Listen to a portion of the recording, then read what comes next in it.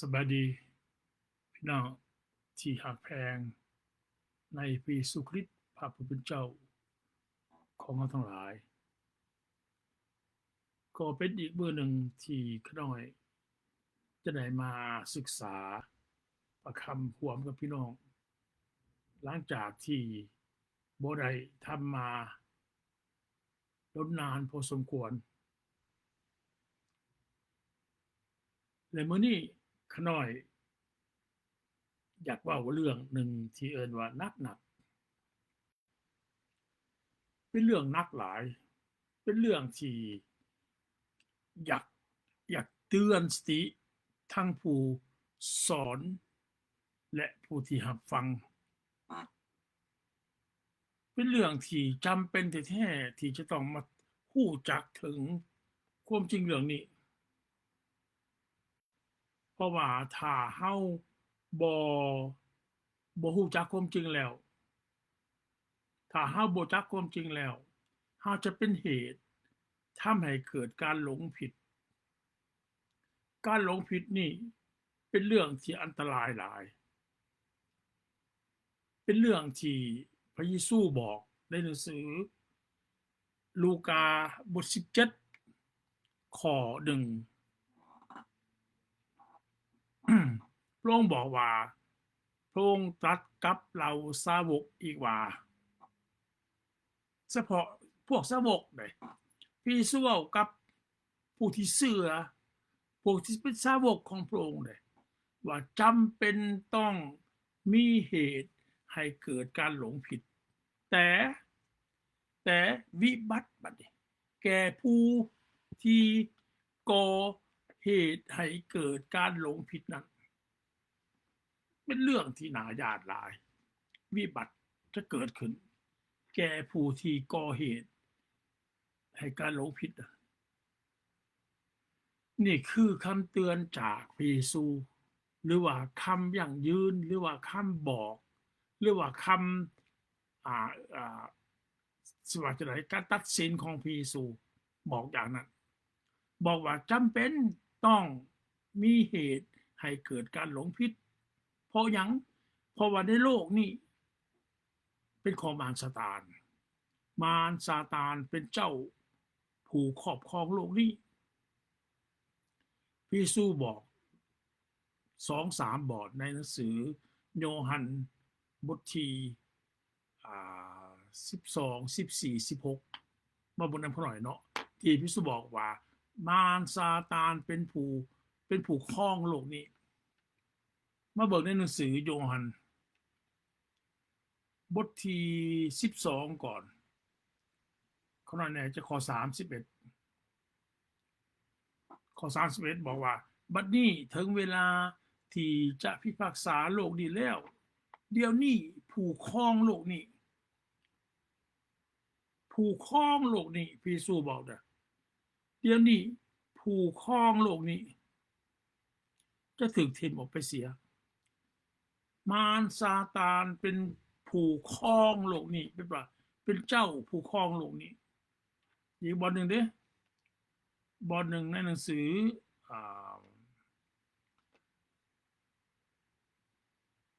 อบทที่14ข้อ30พระองค์บอกอย่างนี้อีกแต่บัดนี้เฮาจะบ่สนทนากับทานทั้งหลายปานใดเพราะว่าผู้ครองโลกนี้จะมาพระเยซูบอกอีกผู้ครองโลกนี้หมายถึงมารซาตานพระเยซูว่าผู้ครองโลกนี้มันมีอำนาจในการครอบครองโลกนี้ในการบัญชามนุษย์โลกทั้งหมดในโลกนี้ในการทำให้เกิดการหลงผิดผู้นี้เป็นต้นเหตุให้เกิดการหลงผิดและผู้ใดที่ตามผู้นี้ไปตามมารซาตานนี้ไปคนนั้นจะเป็นผู้ก่อเหตุให้เกิดการหลงผิดโดยบ่ฮู้สึกตัวมารซาตานจะทำให้เขาเชื่อว่าที่เขาเว้านั้นถูกต้องที่เขาเว้านั้นเป็นจริงแท้ๆที่เขาเว้านั้น ที่เขาเว้านั่นเขาเชื่อมันแท้ว่าเขาเชื่อถือนี่คือมารซาตานสามารถทำได้เพราะมันเป็นผู้ครองโลกนี้อีกบทหนึ่งเด้อีกบทในหนังสือบทที่16บัดนี้ข้อที่11บ่ก็ได้จำบ่ดีปานใดอ่าข้อที่11นั่นแหละนั่นแหละพระเยซูบอกอยู่ผู้ครองโลกนี้ถึงการพิพากษานั่นคือว่าเพราะผู้ครองโลกนี้มารซาตาน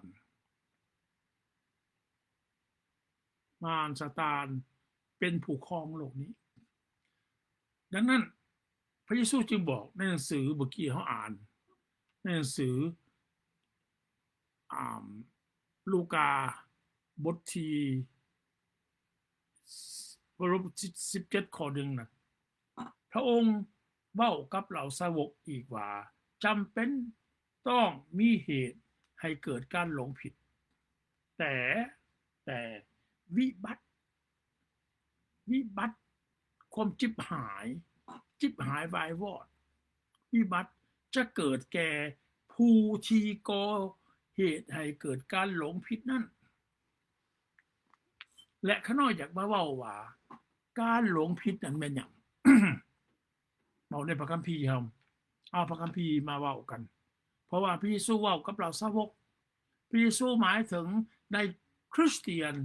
ในพวกที่เป็นคริสเตียนพวกที่เชื่อในพระเยซูว่าจำเป็นต้องมีเหตุในการหลงผิดหมายความว่าจังได๋หมายความว่ามารซาตานจะทำให้ผู้ใดผู้หนึ่งที่เอิ้นตนเองว่าคริสเตียนที่เอิ้นตัวเองว่ามาเชื่อพระเจ้าจะทำให้เขาเกิดความมั่นใจว่าเขาเชื่อถูกต้องแล้วและเขาก็ไปสอนคนอื่นเขาก็เรียนมาเขาก็ไปสอนคนอื่นแต่สิ่งเขาสอนนั้นแม่นบ่แม่นคำสอนของพระเยซูบ่แม่นคำเว้าพระเยซูเขาสิไปดึงเอาคำเว้าพระเยซูบางอย่างมาและมายกว่าเป็นคำเว้าของพระเยซูนี่แหละแม่นของพระเยซูยกตัวอย่างขน้อยมีโอกาสได้ลมนำบางคนมีบางคนลมกับขน้อยและเขายกเอาพระคัมภีร์บางตอนมาว่านี่เด้พระเยซูบอกว่าถ้าผู้ใดเฮ็ดตามบัญญัติของพระองค์น่ะพระองค์พระบิดากับพระองค์จะมาอยู่นำเขาตามหนังสือโยฮันบทที่14ข้อที่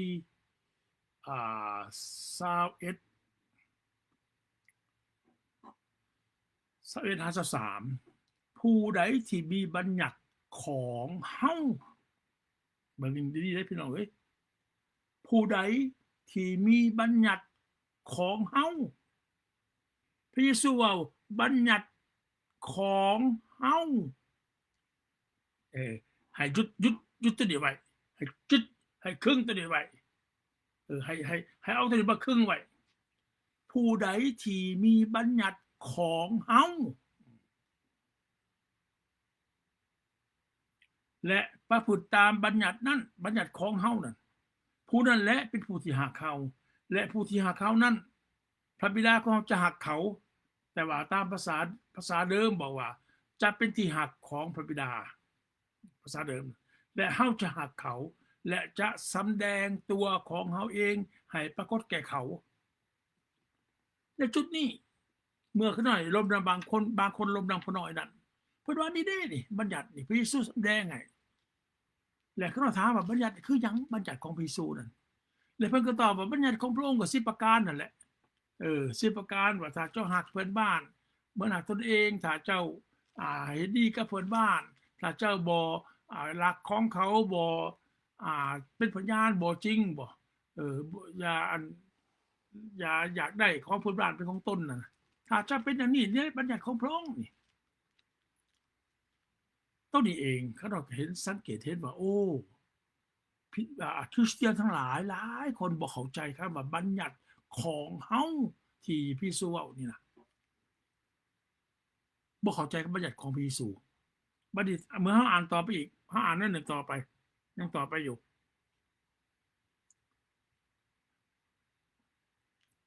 ยูดาห์บ่แม่นอิสคาริโอตทูลพระองค์ว่าพระองค์เจ้าข้า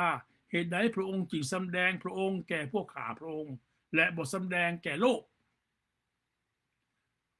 เพราะว่าจะสำแดงตัวเฮาแก่ปรากฏแก่เขาแก่เฉพาะผู้ที่มีบัญญัติของเฮาพระเยซูตรัสตอบว่าถ้าผู้ใดหากเฮา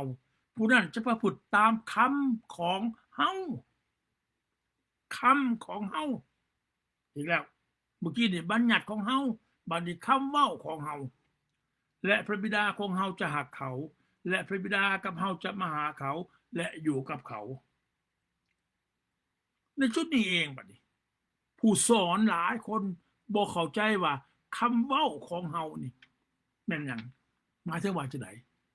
เพิ่นเข้าใจว่าพระคัมภีร์ทั้งหมดน่ะนะแม่นเขาเว้าพระเยซูเพิ่นเข้าใจว่าบัญญัติทั้งหมดนั่นเป็นบัญญัติของพระเยซูนี่คือสิ่งที่เพิ่นเข้าใจ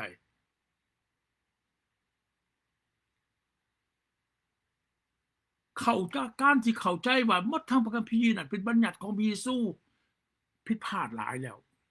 เพิ่นบ่ได้ผู้นั้นบ่ได้อ่านพระคัมภีร์อย่างท่องแท้บ่มีความเข้าใจอย่างท่องแท้และถ้ามีโอกาสลมกันกับบางคนนั่นเพิ่นบอกว่าพระเจ้านี่เป็นพระเจ้าแต่เฉพาะคริสเตียนบ่หรือว่าเป็นพระเจ้าของคนทั้งโลกด้วยถ้าพระเจ้าบ่เป็นพระเจ้าของคนทั้งโลกเพิ่นว่าแล้วเขารอดได้จังได๋เวลาเกิดอุบัติเหตุพระคัมภีร์บอกเด้นี่ว่าจะรอดพระเจ้าจะสร้างจะรอดและเพิ่นตีความหมายคำว่ารอดนั่นหมายว่ารอดจากภัยพิบัติอันตรายยกตัวอย่างว่าเป็นพยาธิโรคาบ่จะรอดจากพยาธิโรคานั้นหรือว่ามีการอุบิเหตุอุบัติเหตุแต่เจ้าพ้นจะรอดจากอุบัติเหตุนั้นนั่นแหละจะรอดแล้วพระเจ้ารักษาจะแล้วที่จะรอดจากอุบัติเหตุบางอย่างนะบ่เป็นอันตรายแก่เจ้านั่นแหละพระเจ้ารักษาจะแล้วเพราะว่าเจ้าเฮ็ดตามบัญญัติของพระองค์การสอนอย่างนี้ผิดพลาดอย่างมหันต์เลยมื้อนี้เฮาจะเบิ่งกันว่า1พระบัญญัติของพระเยซูตามพระลมกันบัญญัติพระเยซูแล้วก็คำเว้าของพระเยซูและความพ้นนั่นแม่นหยัง3อย่างนี่เราอยากนำมาเว้ามื้อนี้นี่พระบัญญัติเป็นหยังพระบัญญัติของพระเยซูเป็นหยังความเว้าพระเยซูเป็นหยังและความรอดนั้นเป็นหยังซึ่งตัวนี้นี่ทำคนเมื่อคนบ่เข้าใจแล้วทำให้เป็นเหตุให้เกิดการหลงผิดจึงเป็นอันตรายแก่ผู้ที่กำลังสอนพี่น้องเอ้ยก็ได้เกิดความสงสารผู้ที่กำลังสอนคนอื่นใน3อย่างนี้เป็นเรื่องเลิก3อย่างนี้ถ้าเจ้าบ่มีความเข้าใจอย่างท่องแท้แล้วจะไปสอนคนอื่นเจ้ากำลังสอบทำเป็นเหตุให้เกิดการหลงผิดจะเชื่อศาสนาได้ก็ตามเพิ่นบอกเพิ่นสอนน่ะถ้าหากเจ้ารอดแสดงว่าพระเจ้าเป็นเจ้าพระเจ้าเป็นพระเจ้าของเจ้าแล้วพระเจ้ารักษาเจ้าจะจึงรอดถ้าพระเจ้าบ่รักษาเจ้าจะบ่รอดเพิ่นตีความหมายคำว่ารอดเป็นคำว่ารอดพ้นนะในภาษาอังกฤษนะว่า be saved หรือว่า salvation หรือว่า be saved เพิ่นตีความหมายอย่างบ่ถูกต้องมาตีความหมายเรื่องของการรอดพ้นจากอำนาจของมารซาตานที่มันมาทำลายมนุษย์มาตีความหมายเป็นการรอดจากการเจ็บไข้ได้ป่วยรอดจากการอันตรายที่จะเกิดขึ้นอุบัติเหตุจะเกิดขึ้นตอนนี้ผิดพลาดอย่างมหันต์ทำให้ผู้นั้นเชื่อว่าโอ้นี่ข่อยก็เชื่อพระเจ้าถูกต้องเลยเด้นี่ข่อยรอดแสดงว่าพระเจ้ารับเอาข่อยเลยเด้นี่เป็นการสอนที่ทำให้หลงผิดอย่างมหันต์และการสอนเกี่ยวกับเรื่องพระบัญญัติทุกอย่างในของโมเสส ว่าเป็นของพระเยซูนะผิดอย่างมหันต์เพิ่นยกอัตนีมาว่าผู้ใดที่มีบัญญัติของเฮานะบัญญัติของพระเยซูต่างจากบัญญัติของโมเสสจะตีความหมายอย่างเดียวกันบ่ได้เขาน้อยอยากเอาต้นธมิตรเป็นเรื่องบัญญัติก่อนมาบอกกันเอาเรื่องบัญญัติมาบอกกันซะก่อนผู้ใดที่มีบัญญัติของเฮาและประพฤติตามบัญญัตินั้นเท่านั้นเลยมีแต่เฉพาะผู้ใดที่มีบัญญัติของเฮาและประพฤติตามบัญญัตินั้นสำหรับพวกนี้ผู้ที่เป็นผู้หักเฮานะและพระบิดาและจะเป็นที่หักของพระบิดาและเฮาจะหักเขาและจะแสดงตัวเฮาให้ปรากฏแก่เขามีแต่เฉพาะผู้ที่มีบัญญัติของพระเยซูแต่หมาหลายคนตีความหมายว่าบัญญัติ10ประการของโมเสสในจุดนี้เองข้าน้อยอยากมาชี้ให้เห็นว่าทุกครั้งที่พระเยซูเว้าถึงบัญญัติของโมเสสพระองค์จะชี้อย่างแจ่มแจ้งบ่แม่นแต่พระเยซูพวกอัครสาวกก็จะชี้ออกมาอย่างแจ่มแจ้งมาบนนำข้าน้อยว่าเรื่องบัญญัติของโมเสสกับบัญญัติของพระเยซูต่างกันอย่างไรข้าน้อยอยากให้มาเบิ่งในหนังสือในเรื่องว่าบัญญัติของโมเสสเนาะเอาจากหนังสือลูกาเอาหนังสือลูกามาบอกกันบทที่24เอาข้อที่44นี่เป็นถ้อยคำของเฮาซึ่งเฮาได้บอกแก่ท่านทั้งหลายเมื่อท่านยังอยู่กับฐานว่าบรรดาคำที่เขียนไว้ในพระราชบัญญัติของโมเสสเอาตีก่อนเขาจะ copy ตัวนี้บัญญัติของโมเสสเขา copy ตัวนี้หลังจาก copy แล้วเขาสิไปหาอยู่ในบนนี้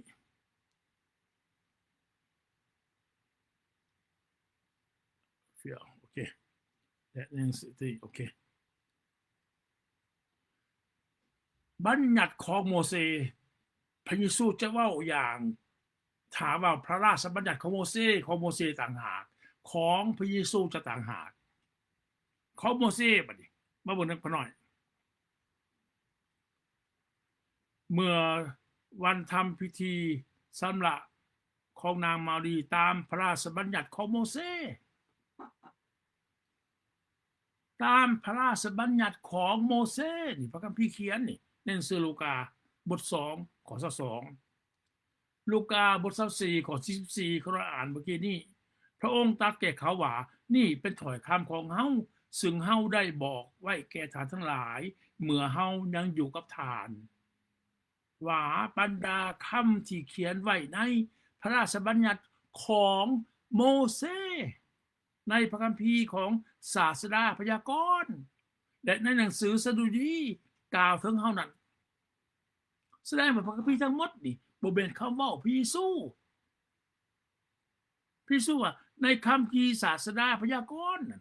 ในหนังสือสดุดีพระองค์แยกระหว่างคำเว้าของพระเยซูบัญญัติของพระเยซูพระองค์จะแยกแต่คริสเตียนส่วนหลายอาจารย์ส่วนหลายบ่เข้าใจตัวนี้บ่สามารถแยกตัวนี้ได้พี่น้องเขาบ่สามารถแยกแยะบัญญัติของโมเสสหรือบัญญัติของพระเยซูคำเว้าของศาสดาพยากรณ์คำเว้าของกษัตริย์ดาวิดบ่สามารถแยกแยะได้หรือคำเว้าพระเยซูเขาแยกเขามั่วสุมกันเลยบ่ฮู้อย่างต้นสายปลายเหตุบ่สามารถชี้แจ้งอย่างแน่นอนจึงเป็นเหตุให้เกิดการหลงผิดทั้งที่เขาเองก็ตั้งใจดีแท้ๆอยากสอนพี่น้องอยากสอนคนอื่นแต่เพราะเขาบ่มีความเข้าใจในพระคัมภีร์พระเยซูบ่ได้สอนเขาแต่เขาอยากเป็นอาจารย์เองเขาก็เลยเอาดิขึ้นมาก็เลยสอนคนอื่นเป็นเหตุให้เกิดการหลงผิดบัดนี้ขอเขตตามบัญญัติเด้นี่ยกตัวอย่าง อันตรายที่สุดของมื้อนี้คือการเสือในพระเจ้าสามพระภาคว่าพระเจ้าเฮานี่แม่นพระบิดาพระบุตรพระวิญญาณบริสุทธิ์พระเจ้าเฮาแม่นพระเจ้ายาห์เวห์อันตรายหลายตัวนี้ถ้ามีเวลาครอยสอบตัวนี้อันตรายที่สุดเลยเพราะอันตรายหยังเพราะว่าพระเยซูบอกว่าถ้าผู้ใดบ่ยอมรับว่าพระเยซูเป็นพระเจ้าผู้สูงสุดน่ะผู้นั้นยังตายในความบาปของเขาอยู่หมายความว่ายังเฮ็ดบาปอีกต่อไปและก็ยังพากันสารภาพบาปเพราะว่ามารซาตานยังมาบังคับเขาเหตุบาปและเขาก็ย่านบาปย่านสิลงโทษเขาก็ต้องสารภาพบาปดังนั้นคริสเตียนทั้งหลายที่ยังเหตุบาปอยู่ยังสารภาพบาปอยู่ก็เพราะเป็นว่าเขาบ่ยอมรับว่าพระเยซูนี่เป็นพระเจ้าผู้เที่ยงแท้ผู้เดียวนี่เป็นพระเจ้าผู้สูงสุดและเป็นชีวิตนิรันดรเขาบ่ยอมรับตัวนี้นั่นมารซาตานยังเอาบาปมาให้เขาทำได้อยู่และยังมาบังคับให้เขาเจ้าเฮ็ดบาปอยู่และเขาย่านเขาคนสารภาพบาปเป็นอย่างนี้ทุกมืออันนี้คืออันตรายของคำสอนที่ก่อให้เกิดการหลงผิดเข้าใจว่าตนเองเฮ็ดถูกแล้วทั้งที่ตนเองเฮ็ดบ่ถูกต้องตามคัมภีร์ทั้งตนเองบ่ได้ตามคำสั่งพระคัมภีร์แต่อาจารย์เหล่านั้นบอกจะเฮ็ดถูกแล้วจะถูกแล้วนี่จะมาโบสถ์มาถวายทรัพย์นี่พระเจ้าพอพระทัยแล้วจะมาโบสถ์มาฟังพระคำนี่พระเจ้าพอพระทัยแล้วจะมาโบสถ์มาเศร้าเพลงสรรเสริญไปเยี่ยมญาติพี่น้องนี่แหละพระเจ้าพ่อพระทัยแล้วบ่แม่นบ่มีจักบอนว่าพระเจ้าพ่อพระทัยกับสิ่งเหล่านั้นบ่มีจักบอนแต่พระเจ้าพ่อพระทัยอยู่กับคนที่นมัสการพระองค์อย่างแท้จริงคือนมัสการในนามพระเยซูนี่เพื่อลิ้นทุกลิ้นจะยอมรับว่าพระเยซูทรงเป็นองค์พระผู้เป็นเจ้าอันเป็นการถวายพระเกียรติแก่พระเจ้าพระบิดานั่นคือการเฮ็ดตามน้ำพระทัยเอาละมากลับมาอีกทีนี้พระราชบัญญัติของพระเยซูกับบัญญัติของโมเสสจะบ่เหมือนกันจะแตกต่างกันขนาดมอเรื่องบัญญัติของโมเสสถ้าในวันสะบาโตคนยังเข้าพิธีตัดเพื่อบ่ให้ละเมิดพระราชบัญญัติของโมเสสบทอื่นนี่ในกิจการและโดยพระองค์นั้นทุกคนที่เสือจะพ้นโทษได้ทุกอย่างซึ่งจะพ้นบ่ได้โดยพระราชบัญญัติของโมเสสดังนั้นบัญญัติของโมเสสในพระเยซูเองและบรรดาอักษรวกก็จะซี่ให้เห็นทันทีเลยว่าเป็นบัญญัติของโมเสสบ่ได้พ้นได้นี่และโดยพระองค์นั้นทุกคนที่เสือจะได้พ้นโทษได้ทุกอย่างซึ่งจะพ้นบ่ได้โดยพระราชบัญญัติของโมเสสดังนั้นถ้าหากว่าอันในหนังสือกิจการบท13ข้อ39แต่ว่าอาจารย์ทั้งหลายสอนของมื้อนี้ในโบสถ์นี่สอนให้พี่น้องเฮ็ดตามบัญญัติของโมเสสแต่ว่าข้อนี้ยั่งยืนแล้วนี่ใน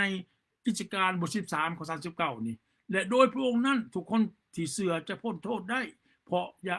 ทุกอย่างซึ่งจะพ้นบ่ได้โดยพระราชบัญญัติของโมเสสแต่ว่าถ้ายังไปสอนพี่น้องให้เฮ็ดตามบัญญัติของโมเสสเพื่อจะพ้นบาปทานกำลังเป็นผู้สอนผิดกำลังก่อเหตุให้เกิดการหลงผิดจะพ้นบ่ได้จะหน่อยก็ได้จะเล่าอีกเรื่องหนึ่งตัวนี้นะ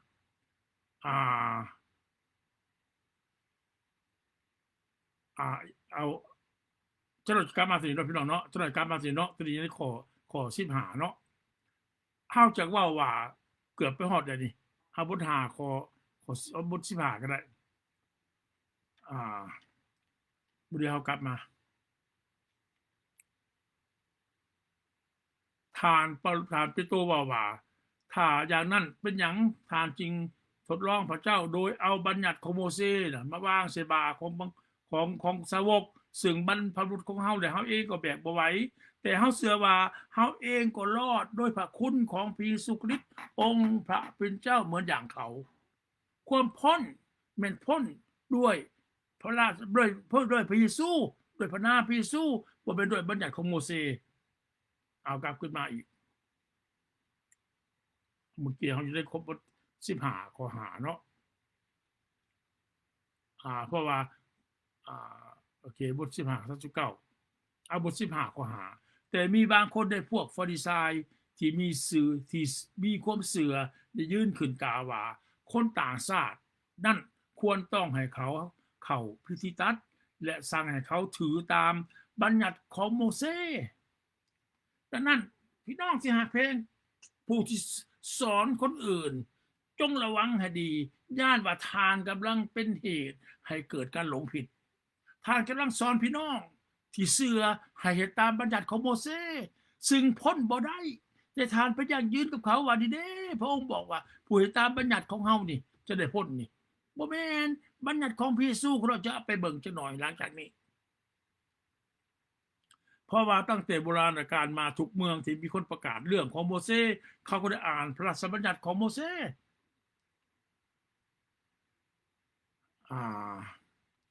ในข้อบท8ข้อ3ก็หมดแล้วเมื่อเขานัดพบวันกับฐานคนเป็นอันมากก็พากันมายังที่อาศัยของฐานจึงกล่าวแก่เขาตั้งแต่เช้าค่ำเป็นพยานถึงอาณาจักรของพระเจ้าและสักส่วนเขาเสือถือในพระเยซูโดยใช้ข้อความจากพระราชบัญญัติของโมเสสเพราะว่าในพระราชบัญญัติของโมเสสเขียนไว้ว่าอย่าเอาตะกร้าอย่าเอาสิ่งมากวบก็นั้นเขากำลังว่าบัญญัติของโมเสสบัญญัติของโมเสสบ่แม่นบัญญัติของพระเยซูอย่าเอามาปะปนกลเล่กันระหว่างบัญญัติของพระเยซูและบัญญัติของโมเสสบ่แม่นอันเดียวกันคนละอย่างบ่เป็นอันเดียวกันแต่ถ้าพี่น้องกำลังสอนว่าเจ้าพ้นได้โดยบัญญัติของโมเสสเจ้ากำลังเป็นเหตุให้เกิดการหลงผิดกำลังเป็นเหตุให้เกิดการหลงผิดหลังจากนี้แล้วไปเบิ่งกันเป็นเหตุให้การหลงผิดมันยังเกิดขึ้นคนใดที่ฝ่าฝืนพระราชบัญญัติของโมเสสถ้ามีพยาน2-3 ปากก็ต้องตายโดยปราศจากความเมตตาดังนั้นในพระคัมภีร์บอกว่าบัญญัติของโมเสสบัญญัติของโมเสสบัญญัติของโมเสสบัญญัติของโมเสสแต่ว่าอาจารย์ทั้งหลายผู้สอนพระคัมภีร์ทั้งหลายคริสเตียนทั้งหลายเชื่อว่าบัญญัติของโมเสสกับบัญญัติของพระเยซูอันเดียวกันผิดพลาดอย่างมหันต์บัญญัติของโมเสสบ่มีความพ้นแม่นบ่อ่านแล้วเมื่อกี้นี่แม่นบ่ในกิจการบทที่10บทที่5บทที่13ข้อ39และโดยพระองค์นั้นทุกคนที่เสือจะพ้นโทษได้ดูทุกอย่างซึ่งจะพ้นบ่ได้โดยบัญญัติของโมเสสดังนั้นในบัญญัติของโมเสสบ่มีความพ้นบัดนี้แต่ถ้าทานสอนพี่น้องว่าถ้าพี่น้องติดตามบัญญัติของโมเสสพี่น้องจะได้พ้นทานกำลังสอนอย่างผิดพลาดอย่างมหันต์สอนถึงเรื่องความตายว่าเป็นความพ้นสอนความหลงจิบหายว่าเป็นความพ้นทานกำลังเป็นผู้สอนผิดหรือว่าเป็นผู้ก่อให้เกิดการหลงผิดตามเขาอ่านแล้วเมื่อกี้นี้ตามหนังสือลูกาบทที่17ข้อ1นั้นพระองค์จึงเว้ากับสาวกเองว่าจำเป็นต้องมีเหตุในการหลงผิดแต่วิบัติแก่ผู้ที่ก่อเหตุให้เกิดการหลงผิดถ้าเอาหินโม่แป้งหรือเอาหินโม่แป้งผูกคอคนนั้นทวงเสียที่ทะเลก็ดีกว่าให้เขาดำผู้เล็กน้อยเหล่านี้คนหนึ่งให้หลงผิดคำว่าหลงผิดนั่นนะเอาคำที่บ่แบ่งความจริงมาเป็นความจริงมันยังคือตอนน่ะอันที่บ่เป็นความจริงเป็นความจริงน่ะคือว่าเอาบัญญัติของโมเสสที่พ้นบ่ได้นั่นว่ามันเป็นบัญญัติของพระเยซูพ้นได้นี่เด้พระเยซูก็บอกเด้ว่าพระบัญญัติ10ประการมาแปลงเป็น2ประการนั่นพระเยซูบ่ได้บอกว่าให้ตามบัญญัตินี้พระเยซูมีแต่ชี้เห็นว่า10ประการน่ะมาเอาลงมาเป็นว่ามาย่อเขาเป็น2ประการคือหักพระเจ้าด้วยสุดจิตสุดใจสุดความคิดสุดความสามารถหักเป็นบันตัวเอง แต่บ่มีความพ้นในเขาเว้านี่เจ้าสิฮักพระเจ้าด้วยสุดจิตสุดใจก็ตามสุดความคิดสุดความสามารถเจ้าฮักสำใดก็ตามหากเพิ่นบ้านรักตัวเองก็ตามบ่มีความพ้นเพราะความพ้นอยู่ในนามสื่อพระเยซูบัดนี้พระบัญญัติของพระเยซูเป็นหยังบัดนี้คันเราอยากว่าเบิ่งว่าพระบัญญัติของพระเยซูเป็นหยังเอาจากหนังสือ1โยฮันบท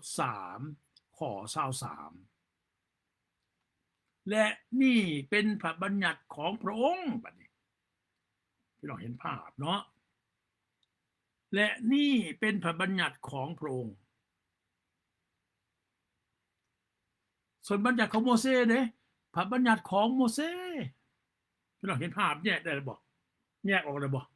บัญญัติของโมเสสกับบัญญัติของพระเยซูคนละเรื่องกัน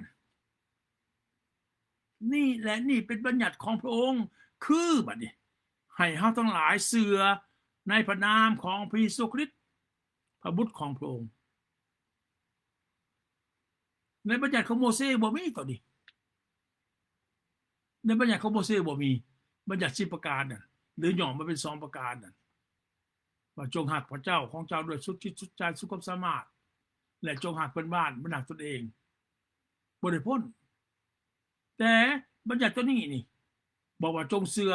ในพระนามพระเยซูคริสต์องค์พระเจ้านี่เป็นหยังจึงบอกอย่างนี้ถ้าเจ้าเชื่ออย่างนี้จะเป็นหยังถ้าเจ้าเชื่ออย่างนี้จะมีหยังเกิดกับเจ้ามาบอกนำกันหน่อย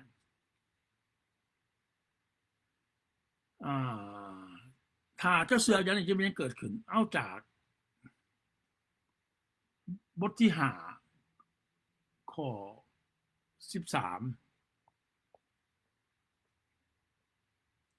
ข้อความเหล่านี้ข้าพเจ้าได้เขียนมาถึงท่านทั้งหลายที่เชื่อในพระนามพระเยซูคริสต์พระบุตรของพระเจ้านั้นในพระนามของพระบุตรของพระเจ้าคือนามพระเยซูคริสต์องค์เป็นเจ้านั้นเพื่อทานทั้งหลายจะได้ฮู้ว่าทานมีชีวิตนิรันดรและเพื่อทานจะได้เชื่อในพระนามของพระองค์ถ้าเจ้าเชื่อในนามสื่อพระเยซูตามพระบัญญัติของพระเยซูนั่นนี่เป็นบัญญัติของพระองค์คือให้เราทั้งหลายเชื่อในพระนามพระองค์นั่นนามของพระเยซูนั่นบัญญัติของพระเยซูพระบัญญัติของพระองค์คือเสือในนามสื่อพระเยซูพระบัญญัติของโมเสสสั่งให้เจ้าฮักพระเจ้าโดยสุดจิตสุดใจสุดความสามารถให้ฮักเพื่อนบ้านเหมือนตนเองบ่มีความพ้นบ่มีแต่ความพ้นอยู่บนนี่เอามาเบิ่งอีกบทหนึ่งกิจการบทที่12บทที่4ข้อ12ในผู้อื่นความรอดพ้นบ่มีเลยด้วยว่าน้ำอื่นซึ่งให้เฮาทั้งหลายพ้นได้นั้นบ่ทรงโผล่มีตำกลางมนุษย์ทั่วใฟ้าน้ำอื่นนอกจากน้ำพระเยซูน้ำอื่นบ่มีและอาจารย์สอนว่าพระเจ้าว่าเป็นพระเจ้ายาเวห์พระเจ้าว่าเฮาเป็นพระเจ้าพระบิดาพระบุตรพระบริสุทธิ์ผิดพลาดหมดสิ่งที่ทางกำลังสอนน่ะทำให้พี่น้องหลงผิดพระเจ้าผู้เที่ยงแท้เป็นพระเยซูเดี๋ยวนี้ท่านพระเจ้าว่าพระเจ้าของเฮาเป็นพระเจ้ายาเวห์พระเจ้าของเฮาเป็นพระบิดาพระบุตรพระบริสุทธิ์มาเบิ่งนำกันหน่อยดูพระคัมภีร์ว่าจังได๋เอามาเบิ่งว่าพระคัมภีร์สอนจังได๋เรื่องนี้หนังสือโยฮันบท17เอาข้อ3และนี่แหละคือชีวิตนิรันดรคือที่เขาฮู้จักพระองค์ผู้ทรงเป็นพระเจ้าเที่ยงแท้องค์เดียวและฮู้จักพระเยซูคริสต์ที่พระองค์ทรงมาหมายความว่าจังได๋มาเบิ่งอีกบัดนี้ตัวนี้ได้พระวิเคราะห์ใดในหนังสือ1โยฮันบท5ข้อ20และเฮาทั้งหลายฮู้ว่าพระบุตรของพระเจ้าเสด็จมาแล้วและได้ทรงประทานความเข้าใจแก่เฮาเพื่อให้เฮาฮู้จักพระองค์ผู้เที่ยงแท้และเฮาทั้งหลายอยู่ในพระองค์ผู้เที่ยงแท้นั้นคืออยู่ในพระเยซูคริสต์พระบุตรของพระองค์ไม่ก็ผู้ที่พระเจ้าลงมาสภาพเป็นหนังนั้นพระเยซูคริสต์นี่แหละนี่พระเยซูคริสต์เป็นพระเจ้าเที่ยงแท้และเป็นชีวิตนิรันดรแต่อาจารย์ทั้งหลายเขามื้อนี้สอนว่าพระเจ้าเฮาเป็นพระเจ้ายาเวห์พระเจ้าเฮาเป็นพระเจ้าสามพระภาคนะพระเจ้าเป็นพระเจ้าจะสอนอย่างนั้นจะสอนผิดจะสอนอย่างนั้นจะกำลังเป็นผู้ทำให้เกิดการหลงผิดพระคัมภีร์อย่างยืดเนี่ยนี่พระคัมภีร์อย่างยืดนี่แหละ พระเจ้าผู้เที่ยงแท้นี่และชีวิตดันดอนนี่ผู้นี้นี่แหละนี่พระเจ้าผู้เที่ยงแท้นี่แหละนี่เป็นพระเจ้าเที่ยงแท้และเป็นชีวิตดันดอนแม่นพระเยซูคริสต์องค์เป็นเจ้าและคำสั่งเพิ่นพระบัญญัติเพิ่นก็ไปมาเสือในพระนามพระเยซูคริสต์องค์เป็นเจ้านี่คือพระบัญญัติของพระเยซูคริสต์องค์พระเป็นเจ้าพี่น้องเอ้ยคำสั่งให้มาเสือนามสื่อพระเยซูตามพระบัญญัติของพระองค์ถ้าเจ้าเบิดอย่างนี้แสดงว่าถ้าเจ้าเบิดสอนอย่างนี้เจ้ากำลังเป็นเหตุให้เกิดการหลงผิดนอกหลักพระคัมภีร์ถ้าเจ้าไปสอนว่าพระเจ้าของข้าเป็นพระเจ้ายาเว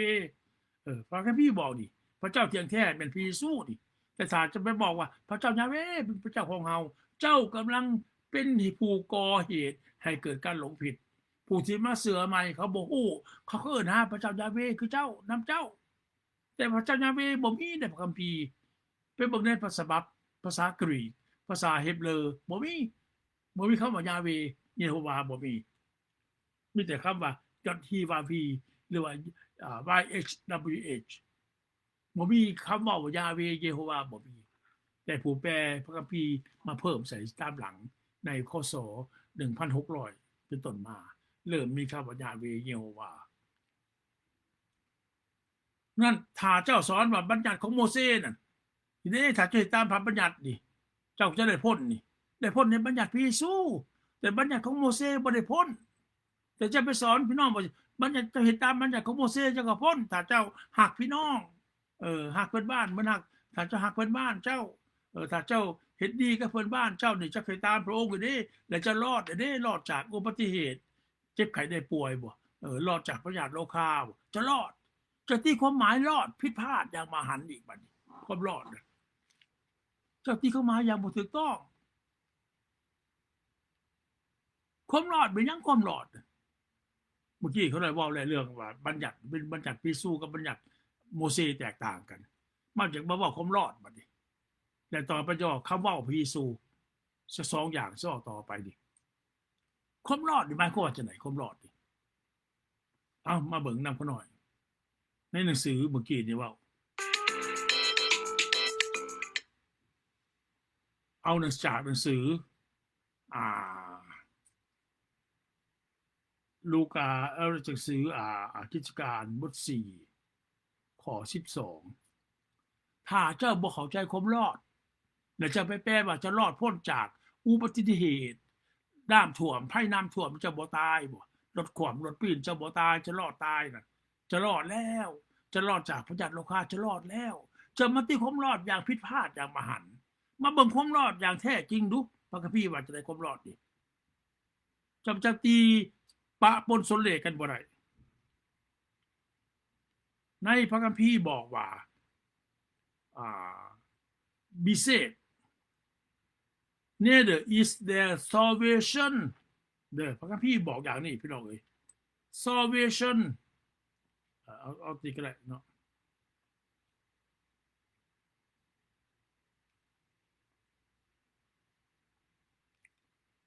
บ่มีความพ้นบ่มีน้ำสื่ออื่นใด salvation นี่ and there is salvation in no one else for there is no other name under heaven that has been given among men by which we must be saved be saved แปลว่าอย่าง be saved salvation แปลว่าอย่างคำว่า be saved บ่แม่น save จากการเจ็บไข้ได้ป่วยใดบ่เป็น save จากภัยพิบัติที่ลดความบ่เรือล่มบ่ลดความบ่ยนต์ตกบ่แล้วจะรอดตายมาบ่เป็นตัวนั้นมันคนละเรื่องกันเดี๋ยวจะไปตีความหมายว่าเซฟตัวนี้เป็นรอดตัวนี้ไปตีความหมายแบบรอดจากการเจ็บเป็นบ่การอันตรายในโลกนี่นะผิดพลาดอย่างมหันต์แล้วเซฟตัวนี้มาบีเซฟว่า salvation นี่มันพ้นจากมารซาตานผู้มันมาหลักมาฆ่ามาทำร้ายนี่คือการรอดความหมายว่ารอดตัวนี้มันรอดจากมารซาตานพ้นจากอำนาจของมารซาตานพ้นจากกิเลสตัณหา ของมารซาตานพูดเดียวไปหาตัวนั้นตามหนังสืออ่า2 เปโตรบท 1 ข้อ 4ต่อไปเขาจะบอก2 เปโตรบท 1 ข้อ 4มาเบิ่งตัวนี้ก่อน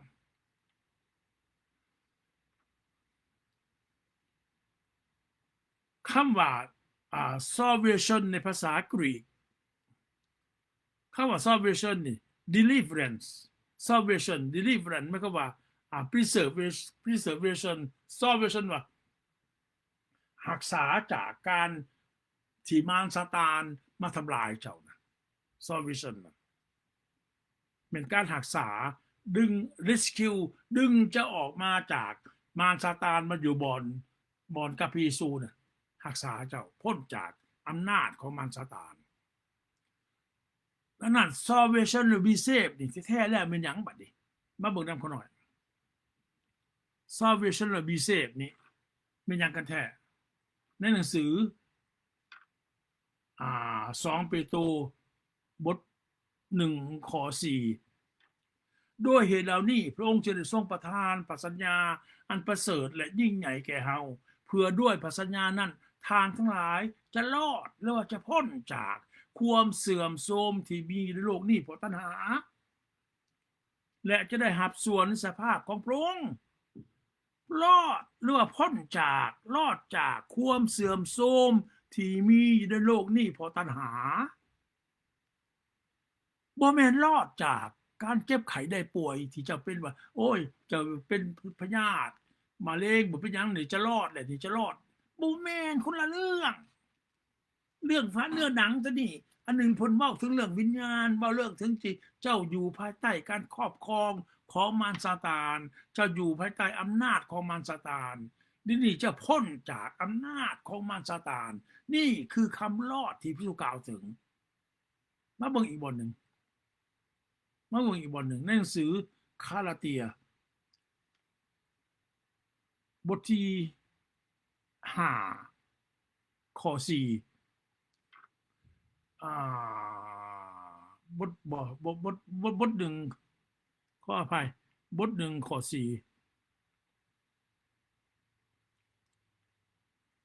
พระเยซูทรงสละพระองค์เองเพราะบาปของเฮา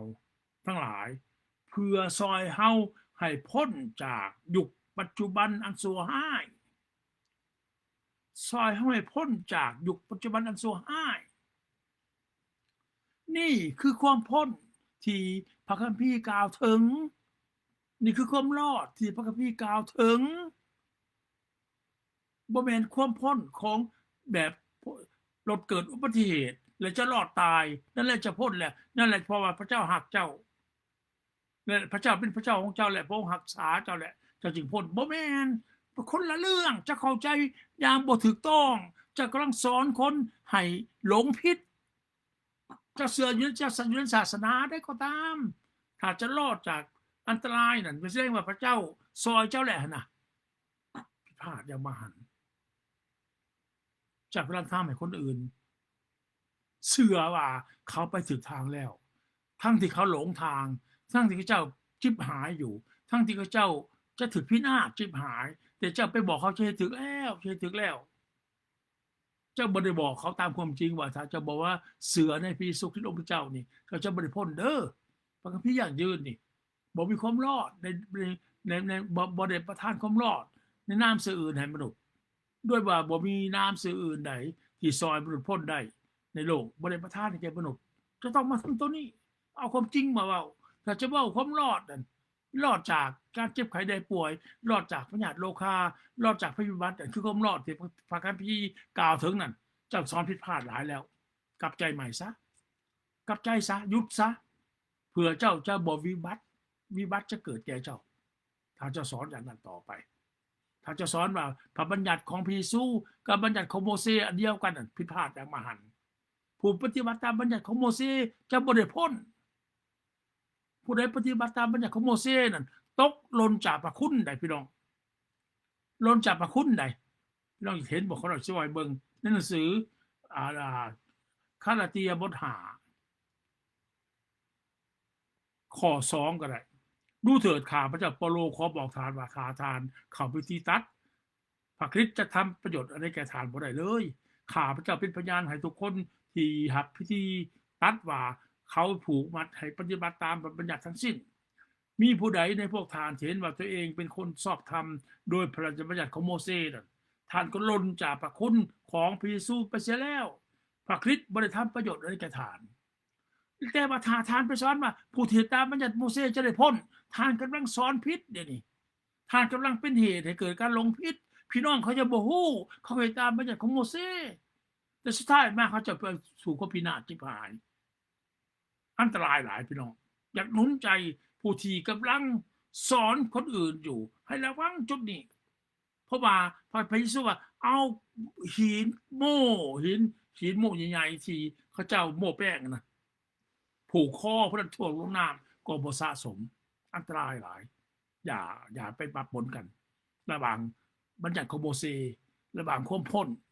ของพระเยซูที่นำมาเสนอนี้บ่มีใครซอยได้นอกจากพระเยซูนำมาเสนอให้เจ้าถ้าจะหับเอาจะได้พ้นความพ้นนี่มันก็พ้นจากอำนาจของมารซาตานมาเบิ่งอีกบทหนึ่งในหนังสือโคโลสายบทหนึ่งบทหนึ่งข้อ17บ่โคโลสายข้อ13พระองค์ได้ซอยเฮาให้พ้นจากอำนาจของความมืดนี่เห็นบ่พี่น้องเห็นบ่นี่พระองค์ได้ซอยเฮาให้พ้นจากอำนาจนี่พ้นจากอำนาจของความมืด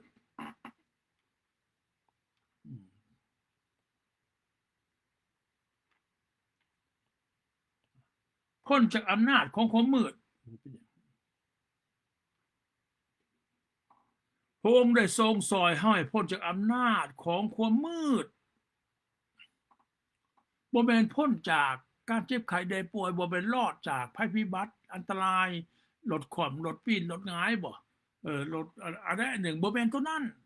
ให้พ้นจากอำนาจของความมืดของมารซาตานนั่นเลยได้ทรงย้ายเฮามาตั้งไว้ในอาณาจักรของพระเยซูนี่นั่นเจ้าผู้สอนคนอื่นเรื่องความรอดอย่างบ่ถูกต้องจะกำลังทำให้ตัวเองวิบัติและทำให้ผู้อื่นที่จะสอนเสือเจ้าติดตามจนวิบัติด้วยระวังตัวนี้และสุดท้ายมาเขาได้ว่าตัวนี้เนาะว่าความรอดเป็นอย่างเนาะพระบัญญัติเขาได้ว่าไปแล้วความรอดเขาได้ว่าไปแล้วและบัดนี้คำว่าพระเยซูบัดนี้คำว่าพระเยซูนี่บ่แม่นเบิดในพระคัมภีร์เป็นคำว่าพระเยซูเอามาบนนำกันหน่อยหนึ่งในหนังสือโยฮันก่อนจะลาจากกันโยฮันบทที่15ข้อ7ถ้าทานทั้งหลายเข้าอยู่และถ้อยคำของเฮาคำเว้าของเฮานี่ฟังอยู่ในฐานแล้วบ่แม่นหมดพระคัมภีร์ใดก็เว้าพระเยซูได้บ่แม่นคำเว้าพระเยซูนี่มีแต่ในหนังสือพระคัมภีร์ใหม่มัทธิวเป็นต้นไปได้พระเยซูลงมาในโลกนี่เขาบอกพระเยซูอ้างถึงนี่ท่านเปาโลเว้าบทหนึ่งในหนังสือโคโลสายบท3ข้อ16จงให้คำเว้านี่ของพระคริสต์ดำรงอยู่ในตัวฐานอย่างบริบูรณ์คำเว้าของพระคริสต์มาในโลกนี่วาง 2,000 ปีก่อนนี่คำเว้าของพระเยซูคริสต์นี่แม้นจากมัทธิวถึงพระนิมิตเป็นคำเว้าของพระเยซูแม้นสาวกเว้าแต่ว่าเป็นคำเว้าพระเยซูบอกสาวกเว้าในจดหมายฝากก็ดีแต่จะสิเป็นบ่แม่นว่าพระคัมภีร์เดิมบ่แม่นได้พระคัมภีร์เดิมว่าพระเยซูอ้างว่าจะได้พระคัมภีร์เดิมนั่นมาเบิ่งนำผู้น้อยดูตามหนังสือลูกาบทที่24เมื่อกี้เฮาเบิ่งกันแล้วข้อ44นั่นพระองค์ตรัสกับเขาว่านี่เป็นถ้อยคำของเฮาของเฮานี่ถ้อยคำของเฮานี่ถ้อยคำของเฮานี่บอกแก่ท่านทั้งหลายเมื่อเฮายังอยู่กับท่านนี่ถ้อยคำของเฮาเมื่อเฮาอยู่กับท่านแสดงว่าพระเยซูมาในโลกนี้บาง 2,000 ปีก่อนเท่านั้นถ้อยคำพระเยซูนี่ถ้อยคำของเฮานี่ บรรดาคำที่เขียนไว้ในพระบัญญัติของโมเสสนี่อ้างเลย ในคัมภีร์ของศาสดาพยากรณ์อ้างอีกและในหนังสือของหนังสือสดุดีนี่หนังสือเพลงสรรเสริญนะพงแยกแค่มาปะปนคนเลกันบ่ได้แต่ถ้าเจ้าไปบอกพี่น้องว่าพระคัมภีร์เดิมก็เป็นพระคำว่าพระเยซูจะกำลังทำอย่างผิดพลาดอย่างมหันต์จะกำลังเป็นผู้สอนเอิ้นว่าก่อให้เกิดการหลงผิดจะทำให้พี่น้องเกิดความเข้าใจว่านี่เฮาก็เฮ็ดตามคำสั่งพระเยซูเลยเด้ถ้าตามคำเว้าพระเยซูเลยเด้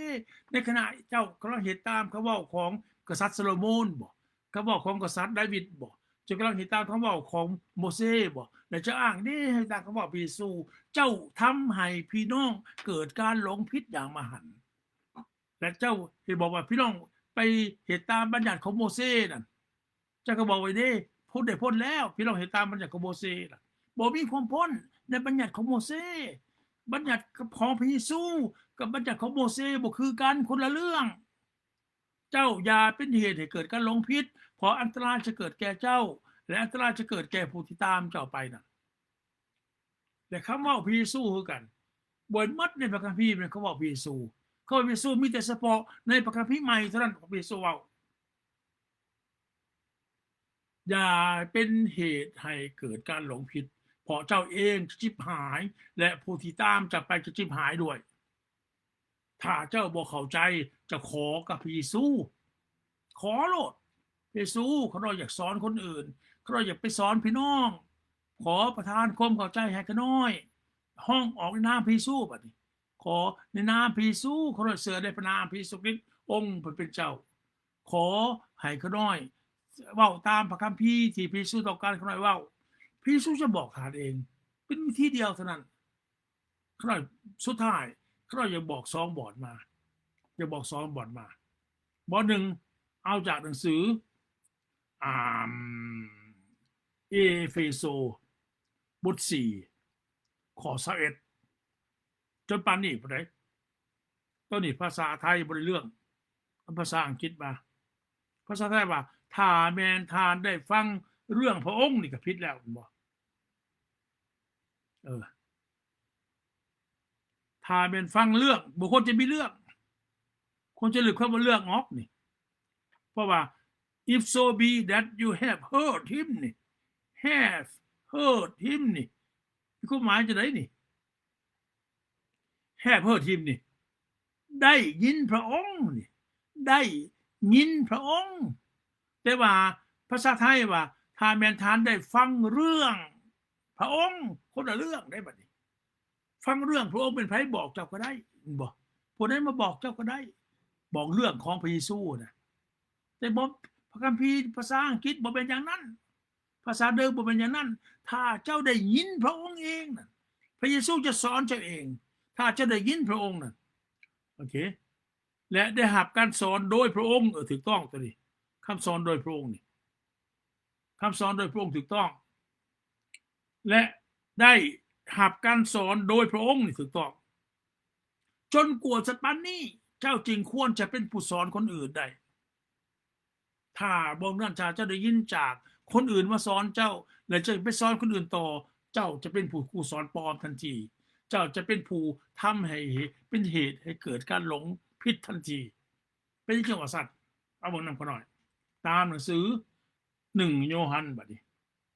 บทที่2ข้อ27บทสุดท้ายก็ได้ว่าให้ฟังแต่การเจิมสิ่งต่างๆได้รับจากพระองค์นั้นการเจิมสิ่งต่างทั้งหลายได้รับจากพระองค์นั้นหมายความว่าจังได๋พระเยซูมาอยู่กับฐานก็หมายนั้นพระเยซูมาอยู่กับฐานดำรงอยู่กับฐานพระเยซูมาอยู่ในฐานมาอยู่กับฐาน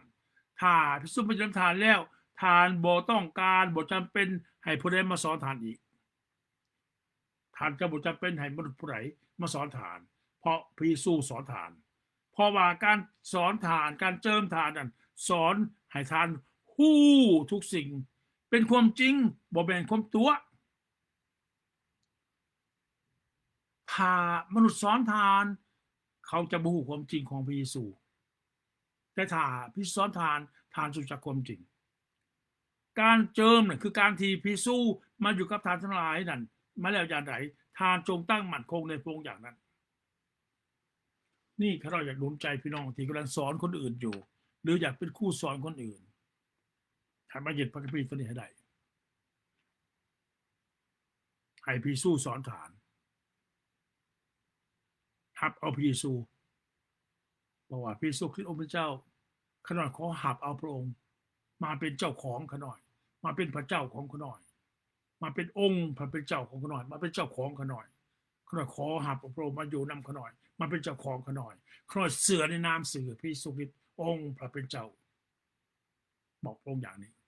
แล้วพากันห้องออกในนามสื่อพระเยซูคริสต์องค์เป็นเจ้าพระเยซูจะไปอยู่ลำเจ้าพระองค์จะสอนเจ้าทุกสิ่งเป็นความจริงเหมือนความตัวอาเมนเนาะพี่น้องเนาะระวังอย่าเป็นเหตุให้เกิดการหลงผิดเพราะว่าวิบัติจะเกิดแก่เฮาและแก่ผู้ที่เฮาสอนเขานะผู้ที่ตามเขานะวันนี้ถึงเวลาที่จะเลิกลาจากกันแล้วขอพระเยซูคริสต์องค์เป็นเจ้าอวยพรพี่น้องทุกคนเด้อพบกันใหม่ในโอกาสหน้าตอนนี้ลาก่อนบ๊ายบาย